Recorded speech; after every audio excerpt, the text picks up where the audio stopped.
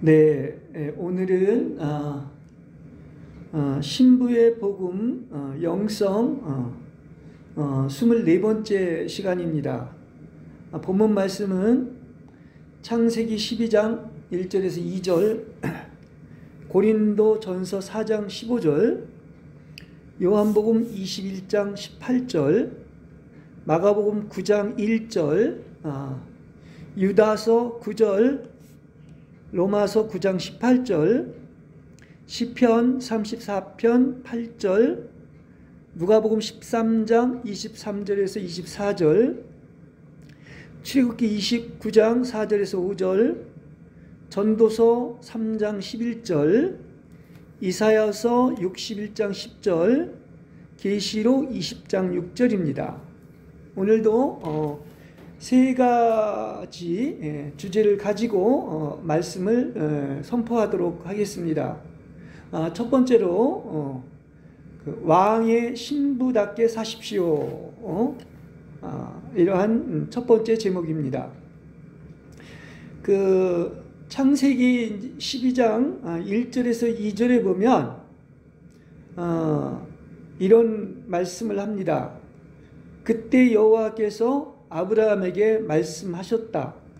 너의 땅과 너의 친척과 너의 아비 집을 떠나 내가 너에게 보여줄 땅으로 가거라. 내가 너를 큰 민족이 되게 하고 너에게 복을 주며 너의 이름을 위대하게 만들어 주리니 너는 복이 되리라. 이렇게 말씀합니다. 그야말로 이 유명한 축복의 근원이 되기 위한 축복을 아브라함에게 주셨는데, 여기 보면 이 특징이 어떤 것이 있느냐면 너의 땅을 떠나고 너의 친척을 다 떠나고 너의 아비집을 떠나라고 이렇게 이야기를 하고 있습니다. 그러니까 이게 이 모든 만민에게, 천하만민에게 축복을 주기 위해서 이렇게 하나님이 아브라함을 부르셔서 명령을 하셨는데, 실제 가는 길은 어떠느냐? 여러분, 히브리서에도 나오지만 갈 바를 알지 못하고 나갔다고 이렇게 얘기하고 있습니다. 그러니까 이것은 오직 그냥 신앙의 지도 하나만을 가지고 간 거예요. 아무것도 없이. 이렇게 볼 수가 있습니다. 그리고 이 약속의 땅은 본래 자기의 땅이 아닙니다. 외국의 땅이 있는 것처럼 어떻다고 그랬어요? 이방인과 나그네로 머물렀다, 이렇게 이야기를 하고 있고, 또 변변한 집 하나 없이 상속받을 이삭과 야곱과 더불어 일정한 거처가 없는 천막에 살았습니다. 그 천막은 계속 이동하면서 거처를 이렇게 바꾸는 거 아니겠습니까? 예. 자, 이게 이제 아브라함을 부른 아브라함의 노정이라고 얘기를 할 수가 있는데, 그리고 막상 약속의 땅 가나안의 천신만국 끝에 도착을 했는데 기근이 들어가지고 세상을 상징하는 애굽에 내려가게 되었습니다. 자, 이런 어떤 새로운 어떤 기점에서, 회복의 기점에서 이렇게 축복을 하기 위해서 불렀는데, 정작 가는 길을 보면은 이게 과연 축복의 길인가 하는 이런 생각을 하게 되는 것입니다. 근데 영원한 본향을 이제 바라보며 이렇게 이제 아브라함이 믿음 하나를 가지고 따랐다고 얘기하고 있는데, 그 당시에는 왜 아브라함이 이렇게 본토도 떠나고 친척도 떠나고 아비집을 떠나서 이러한 중한 대가를 지불해야 되는지를 몰랐습니다. 그리고 또한 여러 가지 인간적으로는 많은 시험들을 겪은 것을 알 수가 있습니다. 이것이 이제 우리 믿는 부르심받은 택하신 족속들의 여정이라고 얘기를 할 수가 있습니다. 그러니까 믿음의 조상으로 하나님의 사역자와 그릇으로 부르심받은 사람은 어떤 것이냐? 이렇게 아브라함처럼 이러한 같은 체험을 하게 된다는 사실인 것입니다. 다시 말하면 하나님이 쓰시기에 합당한 사람이 되려면 반드시 혹독한 훈련을 거쳐서 귀한 그릇으로 완성되는 거예요. 이것은 아브라함의 체험이 또 우리의 체험이고 우리도 이런 과정을 겪어야 한다는 이야기인 것입니다. 자, 아브라함 이전을 보면은 이게 이제 아담부터 바벨탑 사건에 이르기까지 점점 더 타락이 극도에 이르는 것을 알 수가 있습니다. 그래서 사실 이걸 원역사라고도 얘기를 하는데 이거는 범죄의 노선이에요. 그래서 이 범죄의 국면을 회복할 수가 없습니다. 그래서 바로 하나님께서는 아브라함을 부르신 거예요. 그러니까 아벨도 좋고 에녹도 좋고 노아도 좋은 선인이었지만 그것은 그들에게 그냥 각자 부른 개인적인 것임을 알 수가 있습니다. 단체적인 게 아니에요. 예. 근데 아브라함은 바로 하나님의 본래의 목적대로 하나님의 경륜을 이루기 위한 하나님의 회복 역사의 기점으로서 우리 모두는 바로 뭡니까? 믿음의 조상, 다시 말하면 믿음의 아버지인 아브라함을 통해서 모든 사람이 축복을 받은 거죠. 이거 하나가 아니에요. 단체입니다. 그렇죠? 그래서 그야말로 그 아브라함을 통하여 이렇게 믿음의 후손들이 축복을 받았는데 이 가장 핵심이 바로 뭐냐고 하면 그 하나님과 바로 언약을 맺은 거예요. 근데 어떤 언약이냐? 이게 이제 여러 가지 8가지의 언약이 있지만 아주 핵심적인 언약, 이게 정통 언약이라고 얘기할 수가 있는데 그 언약의 핵심이 뭐냐? 가장 놀라운 씨를 주신 거예요. 그게 누굽니까? 그리스도인 겁니다. 그리고 약속의 땅을 주신 겁니다. 그게 뭡니까? 영원 천국을 우리한테 주셨다고 하는 거예요. 이거 엄청난 축복이죠. 그래서 그야말로 우리 모두는 하나님의 백성이 된 것입니다. 예. 이것이 축복의 바로 근원이 되기 위한 축복이라는 얘기예요. 예. 천하 만민이 이렇게 복을 받은 것입니다.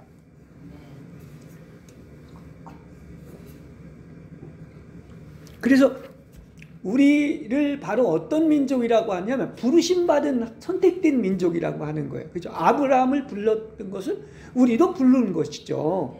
그래서 부르심받은 하나님의 백성은 자기 뜻대로 하나님의 백성이 될 수 없고 부르셨기 때문에 아브라함의 체험, 또 나아가서 이삭의 체험, 야곱의 체험을 반드시 거쳐야 하는 거예요. 그러니까 아브라함의 하나님, 이삭의 하나님, 야곱의 하나님의 체험을 우리도 똑같이 겪는 것입니다. 그래서 우리가 우리 하나님을 아브라함과 이삭과 야곱의 하나님이라고 한 이유가 여기에 있는 것입니다. 그래서 반드시 훈련이 필요한 거예요. 이건 아브라함처럼 야곱처럼. 그래서 하나님의 다루심과 인도를 받는 사람만이 하나님의 백성이 되지 저절로 되는 게 아니라는 얘기예요. 예. 그래서 그 모든 것이 근원이 바로 뭡니까? 이거는 하나님에게서 나온 것이고 또 그에게 있어 모든 것은 다 받은 것이죠. 그리고 또 나아가서 천연적인 생명에서 나온 것이 아니란 말입니다. 오직 그리스도 예수님 안에서 복음을 통해서 새로 생명을 낳은 것을 이야기하고 있는 겁니다. 그러니까 아브라함, 이삭과 야곱의 하나님 우리도 똑같은 거예요. 그죠? 예, 아브라함과 같이. 이 길이 바로 무슨 길이냐? 이게 축복을 주겠다고 내가 내게 지시한 곳으로 가라고 했는데 그 길이 바로 대가를 치렀다 이렇게 얘기하고 있는 것처럼 이 길은 바로 십자가의 길인 것입니다. 뭐 예수님도 마지막에 비아 돌로로자라고 십자가의 길을 얘기한 것처럼 이 부르심받은 선택받은 민족은 이 십자가의 길을 가는 것입니다. 그래야 부활의 놀라운 세계 그리스도를 얻을 수 있고 영원 천국을 이루게 될 줄로 믿습니다. 예, 그렇습니다. 그래서 그야말로 여호와 하나님과 아브라함 사이에서 언약을 맺은 장면을 보면 바로 이 장면, 이 언약을 맺었기 때문에 이렇게 축복을 받은 것을 이야기하고 있는 것입니다. 그래서 그 언약을 맺을 때 보면 그 가운데를 이 둘로 쪼개서 마주합니다. 그리고 그 쪼갠 재물 사이로 하나님의 지나감으로써 언약이 맺어진 거예요. 사람의 언약도 그걸 언약을 어기면 죽이는데 이건 엄청난 언약인 것이죠. 하나님과 우리 사이에 맺어진 언약인 것입니다. 그래서 우리가 바로 제물이 되는 것인데 그리스도가 제물이 된 것처럼 제물은 반드시 어떻게 돼야 된다? 둘로 갈라져야 되는 거예요. 쪼개져야 되는 겁니다. 그렇죠? 예. 그 성경 얘기가 그냥 된 얘기가 아니라 바로 그것이 우리에게 다 똑같이 적용이 되는 말씀이 되는 겁니다. 그래서 이 쪼개에 마주한 제물이 바로 죽음인 십자가를 거친 것이고 그 육체의 휘장이 반으로 쪼개져야 하나님이 계신 지성소 안으로 들어가게 되는 거죠. 그 우리도 마찬가지 영원 천국 안으로 들어가려면 이 과정이 반드시 있다는 이야기인 것입니다. 그리고 보십시오. 이 언약이 왜 이렇게 대단한 언약이냐고 하면은 신약의 제일 처음에 시작이 뭐로부터 나오냐면 아브라함과 다윗의 세계라. 제일 먼저 아담이 나오지 않습니다. 아브라함이 제일 먼저 언급되고 있는 것을 알 수 있습니다.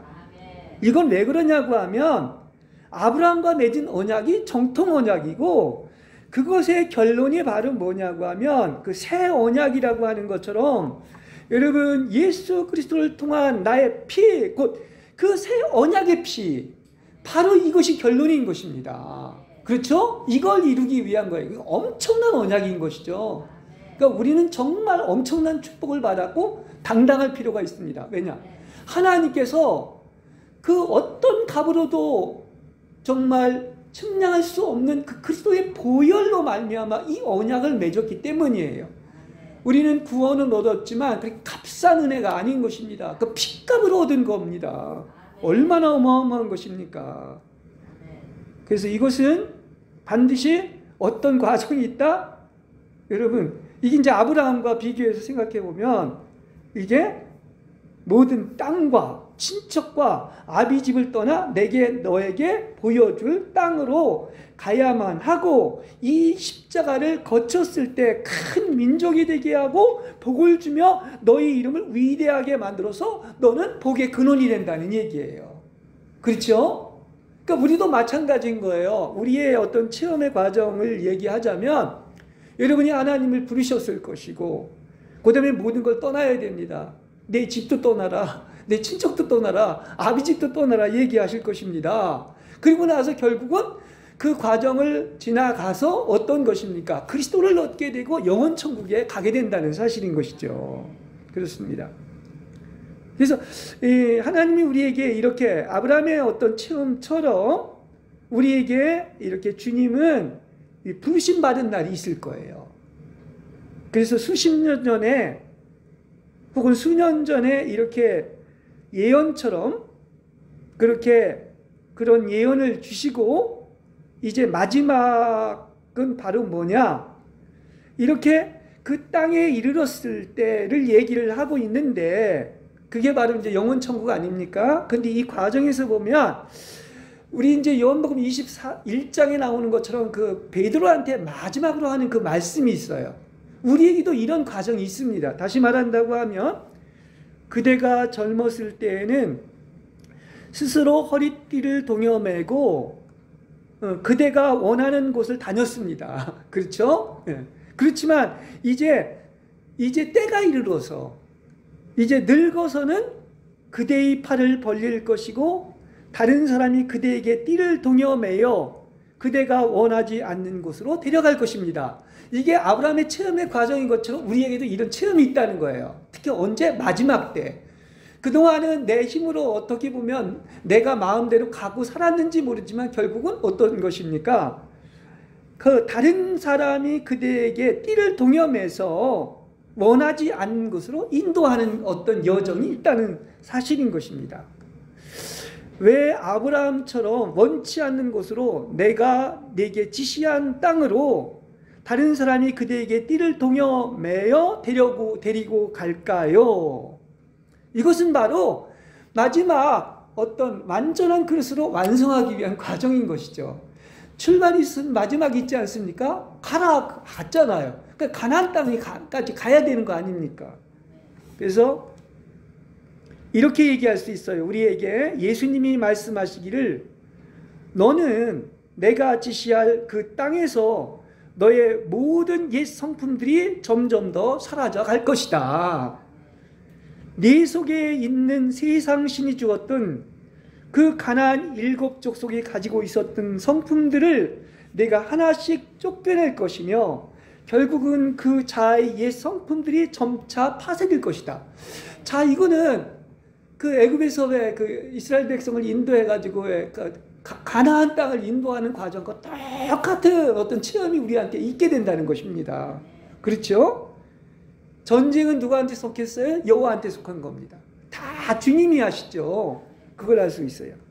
그래서 결국은 어떻게 되느냐? 너는 반드시 그 전쟁을 잘 치르고 승리하여 내게 영광을 돌릴 것이다. 예. 이제야 너는 나의 신부다운 삶을 살게. 이게 목표 아닙니까? 신부다운 삶을 살아야 된다. 신부답게 살아야 된다. 그렇습니다. 근데 그 신부답게 사는 그것은 어땠느냐? 그 신부답게 사는 그 환경은 어떠냐고 하면 실제 우리가 이 체험이 있죠. 이 세상을 보면 그곳은 영적으로는 소돔과 고모라와 같은 곳이죠. 그 가나안에 갔을 때 그런 일이 일어나지 않습니까? 그리고 우상들을 섬기는 곳이다. 원수의 영을 직접 섬기는 많은 사탄 숭배자들이 있는 곳이다. 내가 가증하게 여기는 동성 연애자들이 많은 곳이다. 영적으로 황폐하여 길거리 구석구석마다 버려지고 소외된 영혼들이 나뒹구는 곳이다. 참으로 사악하고 척박한 땅이다. 제가 이 아브라함을 이렇게 말씀드린 것은 이것이 바로 보내신 받은 그야말로 너의 아비집과 땅과 친척을 떠나 내가 너에게 보여줄 오늘날의 땅의 의미라는 사실인 것입니다. 그러니까 우리가 신부되는 과정에서 바로 어떻습니까? 그게 그 땅이지만 가나안 땅이지만은 어떻습니까? 그 환경은 바로 그런 곳에서 우리가 훈련을 받아가지고 완전한 신부로 만든다는 거예요. 그래서 이 체험의 과정을 지금 설명하고 있는 것입니다. 예.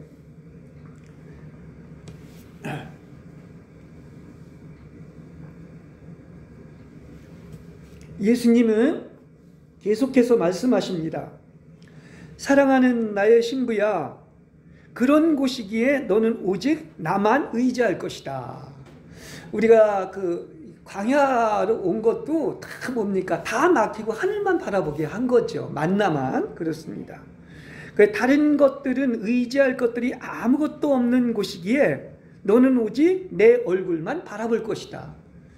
사람들은 아우성치고 불평하고 원망하는 사람들도 있었지만 이곳이 가장 복받는 장소입니다. 사실은. 예. 왜냐? 그 광야가 하나님만 바라보는 곳이지 않습니까? 가나안을 가는 여정이 그렇습니다. 나는 그곳에서 너를 완전하게 새로 빚을 것이다. 이게 그 우리의 여정이 인도받는 거예요. 그렇게.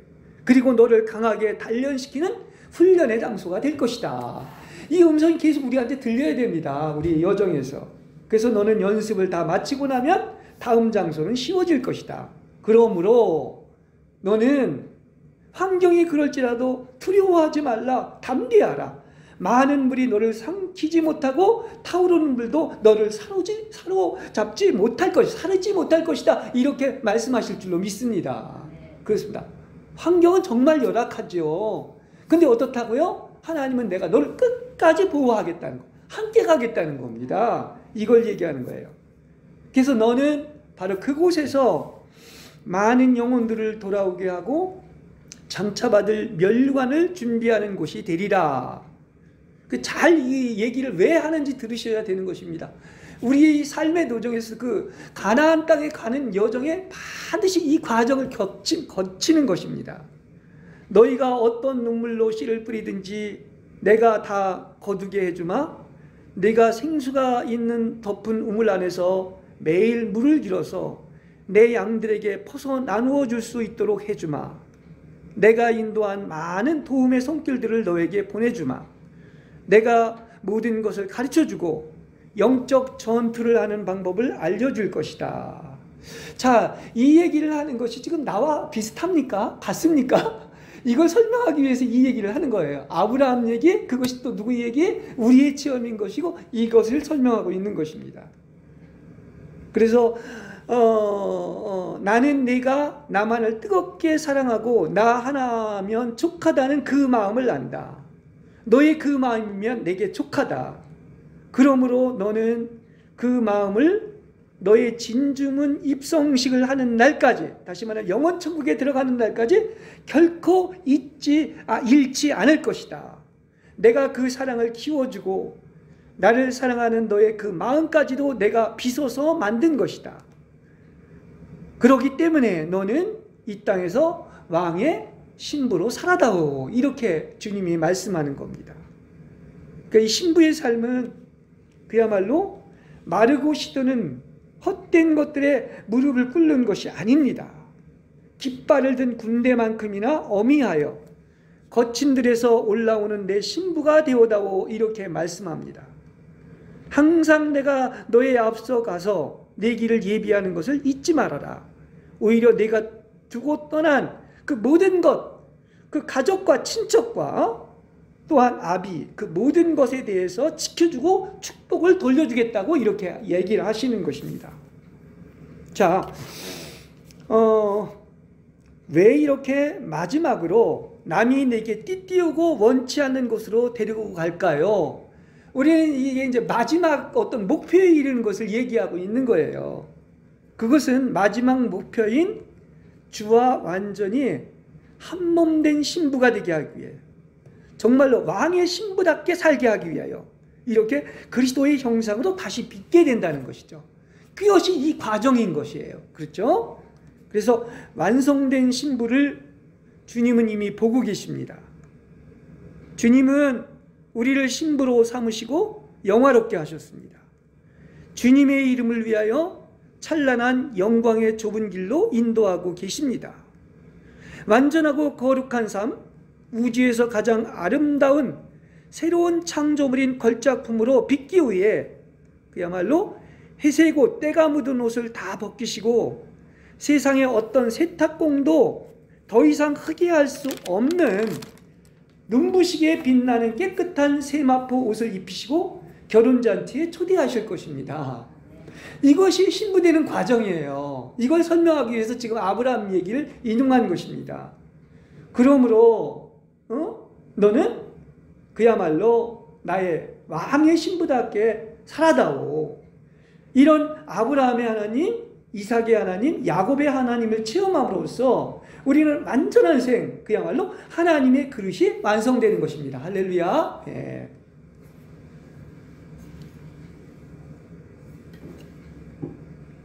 자, 그 다음 두 번째, 우리는 그 영에서 나온 말을 해야 되고 또 영적인 세계가 무엇인지 그 좁은 길을 가는 것에 대해서 말씀을 드리겠습니다. 말이라고 다 말이 아니죠. 야고보서에 보면 말이 온전하면 그것은 모든 것을 다 이뤘다고 이렇게 얘기하고 있지 않습니까? 그러니까 말이 그렇게 중요한 거예요. 말이 온전하면은 다 이룬 거예요, 사실은.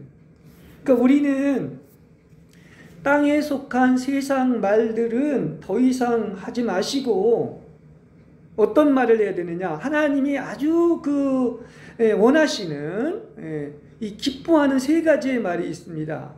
이제 오늘이 정말 한 해를 지나온 것에 대해서 너무 감사를 드리고 이건 정말 감사드릴 수밖에 없는 거죠. 하나님 풍성한 계시를 주시고 모든 필요한 것을 공급해 주신 축복받은 한 해였는데 그 우리는 이제 어떤 말을 하는 것이냐? 하여튼 모든 일에 감사하는 말을 해야 돼요. 그렇죠? 예.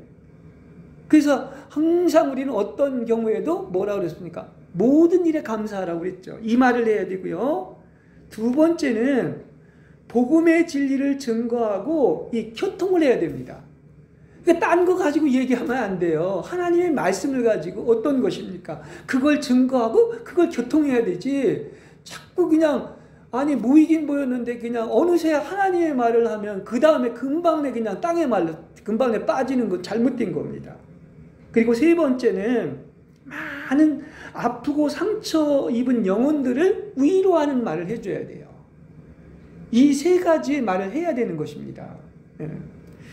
그래서 우리가 언어가 정말 태초에 말씀이 계셨다고 이렇게 얘기했는데 그건 언어죠. 근데 언어도 이 땅의 언어가 있고 하늘의 언어가 있습니다. 성경은 그야말로 태초에 말씀이 계셨다고 하는 것처럼 성경은 이 천상의 언어예요. 하늘의 언어입니다. 왜냐? 성경은 하나님의 호흡으로 한 말씀으로 하늘에 속한 지혜와 모든 답이 있고 사람을 살립니다. 이게 죽은 자를 부활시키는 강력한 능력 있는 말씀은 성경밖에 없는 거예요. 그렇습니다. 왜냐하면 영과 생명이 공급되기 때문인 것이죠. 네. 그래서 주께서 우리의 입에 파수꾼을 세워주셔서 그야말로 나쁜 말이나 남의 험담이 나오면 금방 알게 해주시기를 기도해야 합니다. 그렇죠? 근데 우리는 알 수가 있어요. 지금 우리가 영적으로 분별을 하면은 지금 내 안에서 이 말이 주님께서 기뻐하신다. 이 말은 기뻐하지 않는다. 이건 육체에서 나왔다. 이것은 영에서 나왔다는 걸 금방 분별하게 된단 말입니다. 그렇죠. 속일 수가 없는 거예요. 심지어는요, 영의 세계를 보면 이 천사끼리 교신하는 말이 있고, 천사는 마귀의 영들과 대화하기도 하며 꾸짖기도 합니다. 그러니까 이게 다 이렇게 각자마다 이 주파수가 있어서 그 주파수가 맞으면 서로 이렇게 교통이 되는 거예요. 유다서 9절에 보면 이런 얘기가 나오죠. 천사장 미가엘은 모세의 시체에 대해서 지금 마귀와 다투며 논쟁했다고 그랬어요. 그게 대화를 하는 거예요. 마귀와 천사장이. 그래서 뭐라고 논쟁하느냐면 감히 그를 거슬러 모욕하는 심판을 내리지 않고 다만 주님께서 그대를 꾸짖을 것이다 이렇게 말하고 있습니다. 그러니까 천사장도 뭐를 지금 얘기하고 있냐면 저는 이 말씀을 들으면서 미가엘 천사장도 이렇게 심판하는 권세가 있지만은 즉시 그렇게 하지 않고 하나님께 기도했구나. 주께서 너를 꾸짖기를 원하노라 기도하고 있는 거예요. 이렇게 기도가 중요한 겁니다. 예.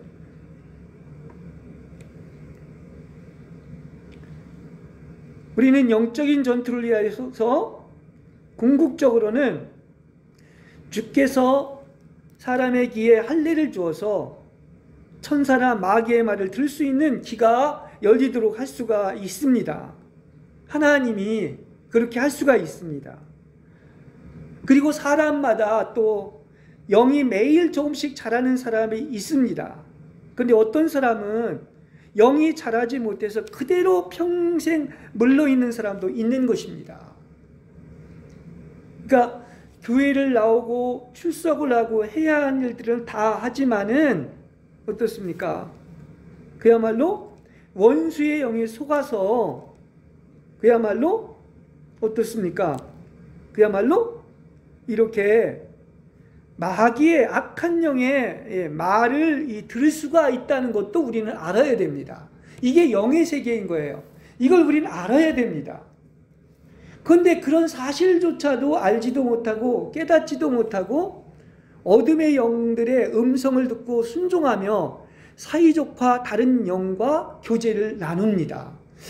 이 정도까지 왜 얘기를 하느냐 하겠지만요, 사실은 어떻게 보면은 많은 것들이 자기의 생각 속에서 나온 것이고, 더 심하게 얘기한다고 하면 악한 영에게 속아가지고 어떻게 보면 실제는 성령으로부터 나온 것이 아니라 다른 영과 지금 교통하고 있다는 것을 이야기하고 있습니다.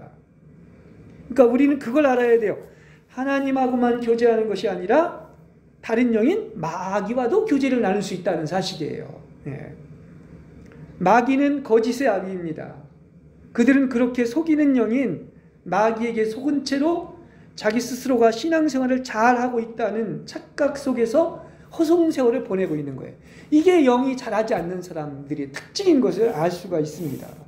그렇죠? 자, 그럼에도 불구하고 하나님은 그들을 불쌍히 여기시고 사랑하십니다. 그래서 우리도요, 예수를 믿지만은 때로는 많은 경우에 마귀에게 속을 수가 있는 거예요. 영의 세계를 알고 나면 어떤 지난 날들이 아, 내가 지금 마귀한테 속고 있었구나 하는 것을 알게 된다는 사실이에요. 네. 그래서 속아서 잠자고 있는 자들을 깨우기 위해서는 사람이 필요한 거예요. 어떤 사람? 신부의 영성이 있는 사람을 가진 사람들을 보내는 거죠. 네, 그렇습니다. 그래서 말씀을 선포할 때 영적 전투는 시작되고 이제 잠자고 있던 많은 영혼들이 깨어납니다. 우리가 이 신부의 영성, 신부의 복음을 전하는 것은 바로 이걸 위해서입니다. 이러기를 바랍니다. 그렇죠? 잠자고 있는 영혼들을 깨우는 거예요. 네, 그렇습니다. 그래서 깨어난 그 영들에게는 신령한 젖을 먹일 수가 있는데 이 신령한 음식은 영을 아는 사람만이 알 수가 있죠. 그래서 이 신령한 음식을 먹으면 참 아주 놀라운 어떤 생명의 회복이 있고 교통이 일어나는 것입니다. 그래서 바로 그리스도를 공급하고 신령한 젖을 먹고서 교통이 이루어지는 이 놀라운 역사가 있는 거죠. 예. 이게 바로 뭐냐? 주님을 맛보아 안다는 얘기예요. 예. 그렇기 때문에 우리는 숫자에 연연해야 할 필요가 없습니다. 하나님은 의미 없는 사람의 숫자를 보시지 않습니다. 단 한 명이라도 그 사람을 진심으로 대해서 그야말로 어떻습니까? 이 신부로 이렇게 준비시키고 영을 깨우쳐가지고 신부로 만드는 이 복음이 전해져야 되는 것이죠. 하나님은 그러한 사람의 마음의 중심을 이렇게 불꽃과 같은 눈동자로 관찰하고 있다는 거예요. 하나님은 특별히 누구한테 관심 있느냐? 누구한테? 신부한테 꽂혀 있는 거예요. 그렇죠? 그리고 그 복음을 전하는 사람들이 필요한 것이고 또 그 사람을 통하여 신부들이 이렇게 양육되기를 바란다는 사실인 것입니다. 예.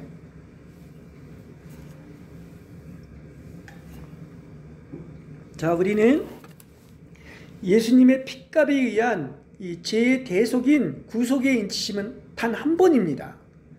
이것은 은혜로 가능합니다. 그렇지만은 구원을 이루라 하는 말씀은 바로 뭐냐? 대가를 치르고 계명을 순종하는 성결한 삶을 통하여 이루어지며 이것이 바로 상을 얻는 것입니다. 그러니까 항상 시작이 있으면 목표가 있는 것처럼 이렇게 목표에 이르러서 상을 받아야 되는 거죠. 그러려면 어떻게 해야 되겠습니까? 여러분 하나도 어김이 없이 말씀이 절대 묵종하시고 그것이 다 여러분의 실제가 되시길 바랍니다. 이게 어떻게 보면 아브라함과 이삭과 야곱의 하나님을 체험한 거예요. 그래서 완성된 것을 얘기하고 있습니다. 그러니까 바울도 얘기를 했지만은 구원이란 이렇게 두렵고 떨리는 마음으로 매일 이루어 나가는 것이라는 것이죠. 그래서 성결한 삶인 혼의 구원인 성화는 그냥 입으로만 하는 죽은 믿음이 아니라는 거예요. 예. 성결한 삶은 오직 뭐다? 행동하는 살아있는 믿음을 말하는 것입니다. 왜냐하면 성결한 삶의 좁은 길에는 지름길이 없는 거예요. 성결한 삶은 어떻다? 많은 처절한 대가를 치러야 합니다. 이것이 이제 또 다른 말로 하면 피 흘리기까지 죄와 싸우는 거예요. 예.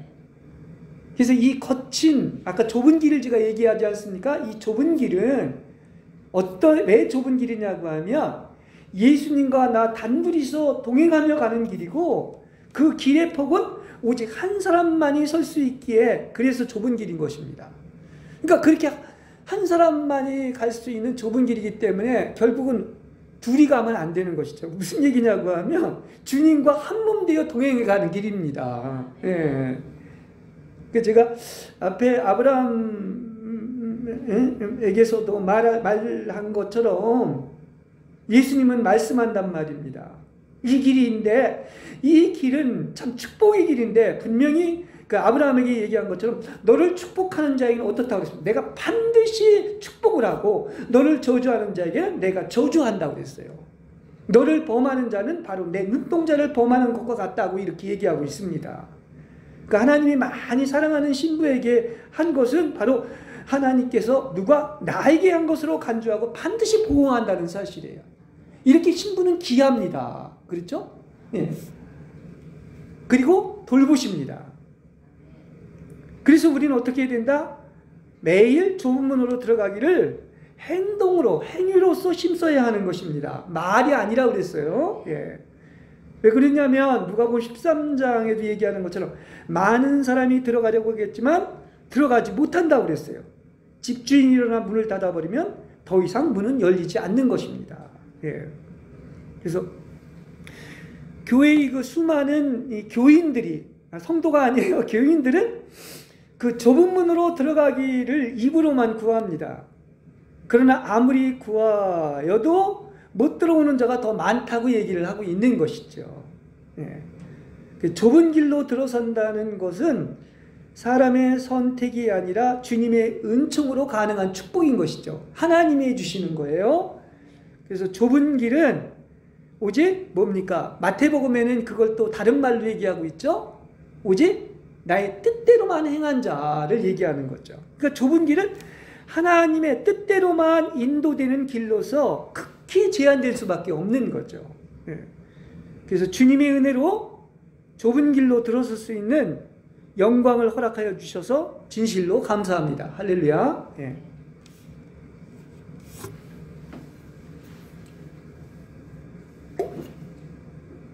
자, 마지막 세 번째입니다.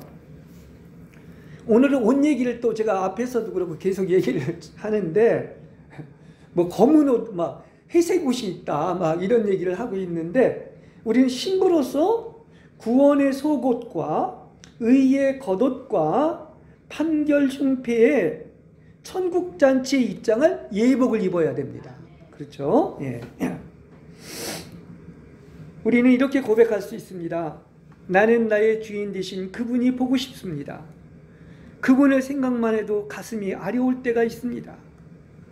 나는 원래 있었던 곳으로 돌아가야만 한다는 그 느낌, 내 마음의 어떤 노스텔지어, 본래 이 고향으로 돌아가야 한다는 그 느낌, 결코 분리될 수 없는 님이 계시다고 하는 그 느낌, 그리고 나를 뼛속까지 잘 알고 있는 누군가가 불꽃 같은 눈이 언제나 나를 주시하고 있다는 그 느낌이 있습니다. 우리에게는. 이게 왜 그러냐고 하면 이것이 전도서에 나와 있는 것처럼 3장 11절에 그럽니다. 그분은 모든 것을 때를 따라 아름답게 만드셨고 또 사람들의 마음속에 영혼을 두셨지만 사람이 하나님께서 하신 일을 시작부터 끝까지 다 알지 못하게 하셨다는 것입니다. 그러니까 어떻게 보면 우리는 우리의 영이 이미 그 하늘나라에 어떤 그 고향에 있었던 그 느낌을 갖는 거예요. 왜 그런지 아십니까?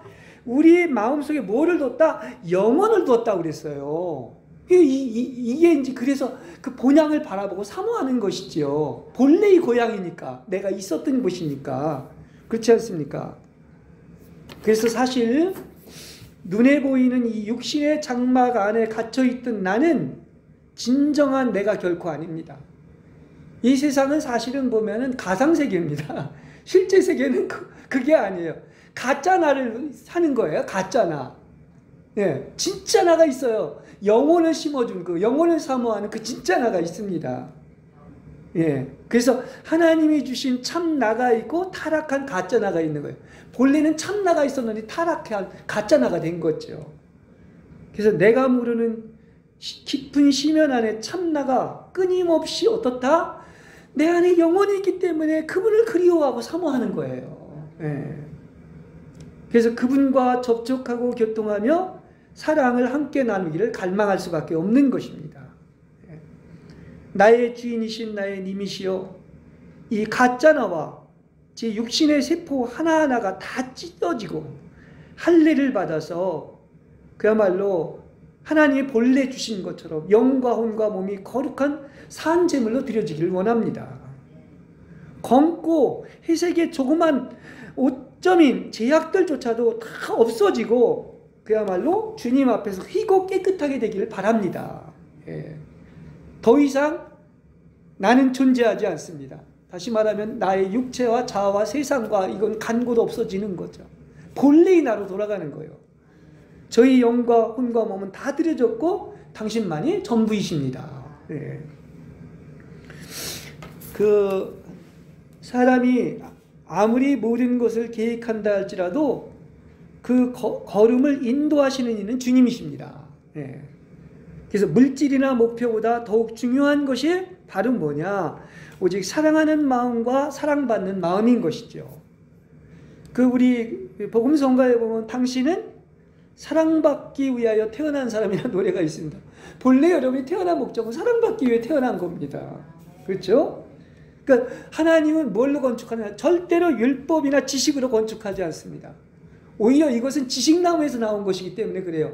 오히려 방해를 내요. 하나님의 뜻을. 오직 하나님은 사랑으로 건축하는 것입니다. 그래서 사람은요, 이 자신이, 우리는 제가 전주에도 그런 얘기를 했지만 우리는 뭘 먹고 산다? 정말 사랑을 먹고 사는 존재로 창조된 거예요. 딴 거 먹으면 안 됩니다. 그래서 사람은 자신이 사랑받고 있다는 느낌이 마음에 밀려올 그때에 이 마음이 변화가 되고 감동이 오는 거예요. 그 사랑은 심장 안에 있는 것이죠. 그게 요동치고 그래서 변화가 되고 감동이 오는 것이지 너 고쳐라 해서 고쳐지는 게 아니란 말입니다. 예. 그러니까 말이나 지적은 우리를 변화시키질 못합니다. 오히려 그때 상대방의 기대치를 충족시켜주지 못하는 자신이 미워지든가 아니면 상대방이 미워지는가 하는 거예요.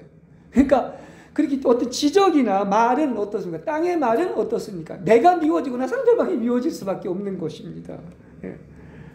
사실 이거 뭡니까? 우리의 삶의 모든 행복의 열쇠는 사랑이라는 것을 그래서 깨닫게 되는 거예요. 예. 하나님은 사랑이시지 않습니까? 근원이 거기서 나온 거예요. 사실 사람이 하는 것 같지만 모든 계획 속에 걸음을 인도하시는 분은 주님이십니다. 그래서 하나님이 하셨구나 깨닫고 그래서 감사함으로 흘리는 눈물을 하나님께서는 가장 빛나고 아름답게 받으시는 것이죠. 그리고 이러한 우리 안에서 이 심장 안에서 이렇게 변화되고 감동이 왔을 때 새 사람으로 변화되는 것입니다. 예.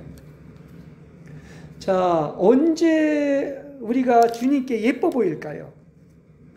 이러려면 이제 우리가 이렇게 우리 심장 안에 있는 그 주님과 함께 연합돼서 이렇게 주님의 임재를 체험해야 되는데, 주님의 임재는 항상 감동을 동반한 그리움과 주체할 수 없을 정도의 그 눈물이 수반됩니다. 이런 경험을 하면. 그러니까 찬양과 기도를 하는 동안 이렇게 주님 나라의 영광스러움에 가슴이 뜨거워진다는 말이에요. 이게 주님의 임재 안에서 성령을 체험하는 것 아닙니까? 예.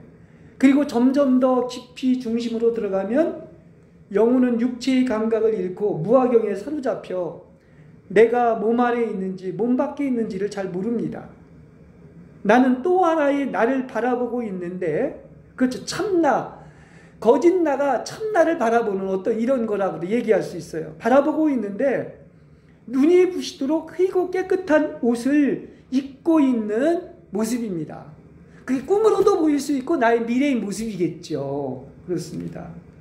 그러면 제가 지금 그 세 번째 것은 그 옷을 입어야 된다, 그렇게 얘기하고 있는데, 세 개의 옷을 입어야 된다고 그랬는데 왜 이렇게 빛나고 깨끗한 옷을 입고 있을까요?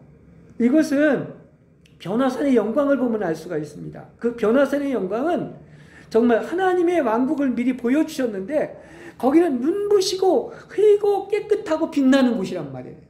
어둠이 조금도 없는 곳이에요. 그렇죠? 그래서 우리가 이제 그 어떤 옷 입는 것을 얘기를 할 때 그 아론 출애굽기 29장 4절에서 5절에 보면 아론과 그의 아들들이 어떤 옷을 입었는가를 보면 알 수가 있어요. 그래서 이제 그들을 물로 씻기고 의복을 가져다가 긴 속옷과 또 에봇을 받쳐 입은 겉옷과 또 12가지 보석으로 장식된 판결 형태의 예복을 그 위에 입혔습니다. 그렇죠? 이것이 바로 뭐냐? 이것이 바로 구속의 속옷과 의의 겉옷과 잔치의 입장할 예복을 갖추고 입어야만 신부로서 자격을 갖추고 천국의 혼인잔치에 참여하는 것이죠. 예. 여러분, 우리가 영적으로 이걸 볼 수 있어야 돼요. 검은 옷은 아예 지옥 가는 것이고, 그렇죠? 그 검은 옷에 군데군데 이 흰 점이 있는 것은 예수를 믿었지만 회개할 때 잠시 그 생긴 것이 그 흰 점입니다.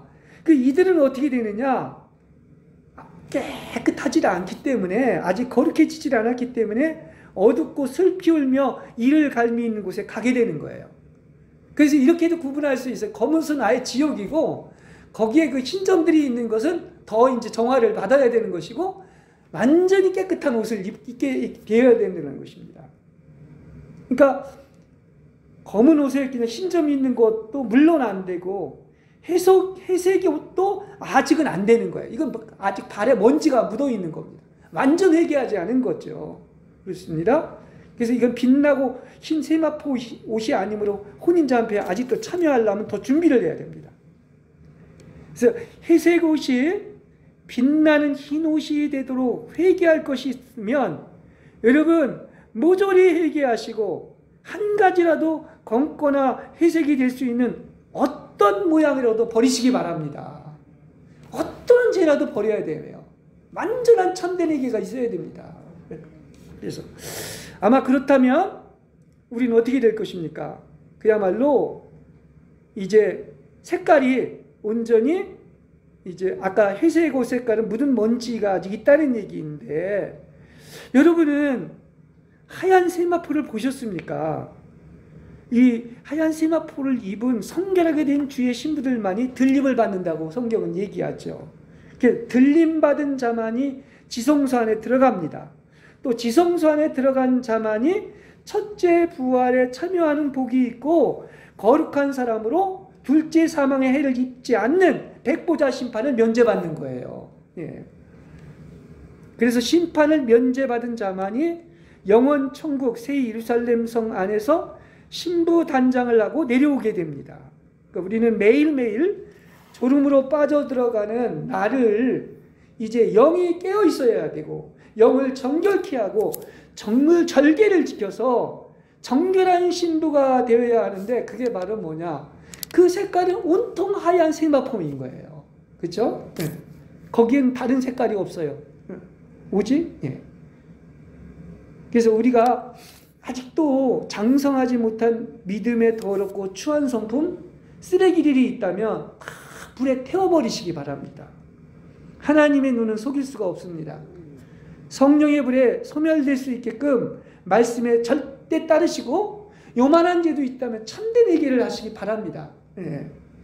그래서 하나님이 예비하시고 그 왕의 신부로서, 아까 왕의 신부답게 살라고 얘기하고 있는 것처럼 그 기쁨과 아름다움과 영광을 간직하시기 바랍니다.